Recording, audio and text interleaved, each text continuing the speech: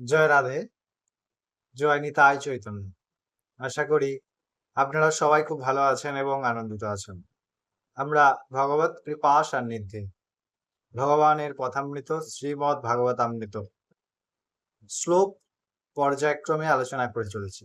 আগের দিন আমরা অষ্টমতম শ্লোক পর্যন্ত আলোচনা করলাম শ্রীমদ্ ভাগবত মহাপুরাণ দ্বিতীয় অধ্যায়। আজকে আমরা নবমতম শ্লোক আলোচনা করব এই পর্যায়ে। তো চলুন কথা না বাড়িয়ে আমরা ডিরেক্টলি সেই শ্লোকের মধ্যে অবগাহন করি এবং সেই শ্লোক আস্বাদন করে তৎপূর্বক আমরা সেই তাৎপর্য বা সেই শ্লোকের বিস্তারিত তথ্য আমরা আলোচনা করার প্রচেষ্টা করব।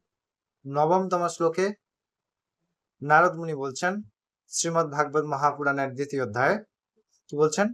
নারদ মুনি বলছেন, কলৌ মুক্তিং জ্ঞানং বিরক্তিং চ সহ কৃত্বা গতা ভুবি কৃত্যাদিদ্বাপরা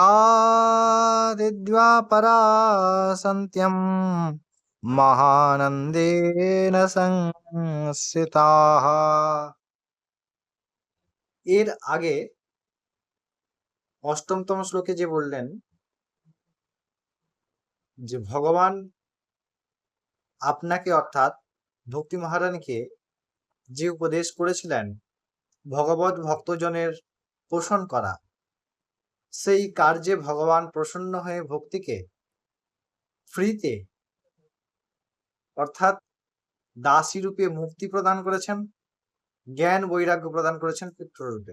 অর্থাৎ যিনি ভক্তি মার্গে অবগাহন করেন তার কাছে মুক্তি পাওয়াটা বিরাট বড় কিছু নয়, এবং তিনি জ্ঞান বৈরাগ্য অনায়াসেই লাভ করেন, অর্থাৎ পুত্ররূপ।